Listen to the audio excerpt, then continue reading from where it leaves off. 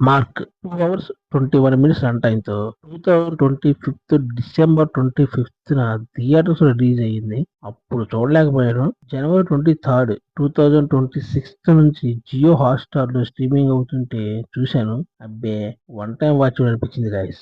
Story విషయానికొస్తే అజయ్ మార్కండేయ, కిచ్చా సుదీప్ అందరూ mark అని పిలుస్తారు. Suspended SP officer. ఒక కరప్టెడ్ పొలిటీషియన్‌తో జరిగిన కొన్ని క్లాషెస్ వల్ల మార్క్ సస్పెండ్ అవుతాడు. ఇంకో పక్క బీహార్‌కి చెందిన క్రిమినల్ భద్ర, నవీన్ చంద్ర తన తమ్ముడు రుద్ర, విక్రాంత్ సంతోష్ తను ఫిక్స్ చేసిన పెళ్లి కాదని ప్రేమించిన అమ్మాయితో వెళ్ళిపోతాడు. ఒకరోజు మార్క్ ఉన్న పోలీస్ స్టేషన్ కి భారీగా డ్రగ్స్ తో ఒక మాఫియా దొరుకుతుంది. ఇంకో పక్క వీటితో పాటుగా సీఎం కావాలని అనుకుంటున్న ఆదికేశవ, షైన్ టామ్ చాకో సీఎం కావడానికి కన్న తల్లిని చంపడానికి కూడా రెడీ అవుతాడు. మళ్ళీ ఇంకో పక్క వీటితో పాటుగా 18 మంది పిల్లలు అదే ఏరియాలో ఒకే టైంలో కిడ్నాప్ అవ్వడం పోలీసులకు ఒక పెద్ద ఛాలెంజ్ గా మారుతుంది. అసలు వీటన్నిటిని సాల్వ్ చేయడానికి కొన్ని గంటల టైం మాత్రమే ఉంటుంది. అసలు ఈ క్రిమినల్ భద్రాకి, పోలీస్ స్టేషన్ లోకి వచ్చిన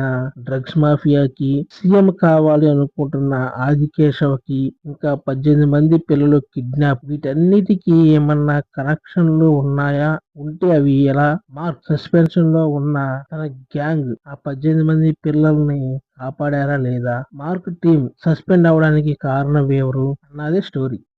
ప్లస్ పాయింట్స్ మూవీలో యాక్షన్ ఎపిసోడ్స్ మాత్రం ప్రతి మూమెంట్ చాలా బాగా హైలైట్ చేశారు. ఇంకా సుదీప్ యాక్షన్ మూమెంట్స్ లో స్టైలిష్ గా కనిపించడం మూవీకి డిఫరెంట్ లుక్ ని ఇచ్చాయి. ఇంకా ఫైట్ సీన్స్ కూడా చాలా బాగా కొరియోగ్రఫీ చేశారు. ఇంకా సుదీప్ లుక్ కూడా బాగుంది. ఒక మాస్ యాక్టర్ లుక్ లో డైరెక్టర్ విజయ్ కార్తికేయ డిఫరెంట్ గా చూపించాడు. ఇంకా మూవీ ఫస్ట్ హాఫ్ చాలా బాగా నెరేటివ్ వెళ్లే కొద్దీ నెక్స్ట్ ఏం జరుగుతుంది అనేలా క్యూరియాసిటీగా ఉంటుంది. Main highlight script mixing, correction చాలా బాగా క్లియర్ గా చూపించాడు. డ్రగ్ మాఫియా, కిడ్నాపింగ్, పాలిటిక్స్ అన్ని ఒకే చైన్ లా కనెక్ట్ చేయడం చాలా బాగుంది. ఉన్న కొంతసేపు అయినా నవీన్ చంద్ర పర్ఫార్మెన్స్ కూడా బాగుంది. సుదీప్ స్క్రీన్ ప్రెజెన్స్ కూడా స్ట్రాంగ్ గా ఉంటుంది. తన టీమ్ గా చేసిన సైడ్ క్యారెక్టర్స్ పర్ఫార్మెన్స్ కూడా బాగుంది. స్క్రీన్ ప్లే ఫస్ట్ హాఫ్ బాగుంది. సినిమాటోగ్రఫీ, కెమెరా వర్క్ బాగుంది. అజనీష్ లోకనాథ్ బ్యాక్గ్రౌండ్ స్కోర్ కూడా ఓకే అనిపిస్తుంది. అక్కడక్కడ సాంగ్స్ కూడా టైటిల్ సాంగ్ బెటర్ అనిపించింది.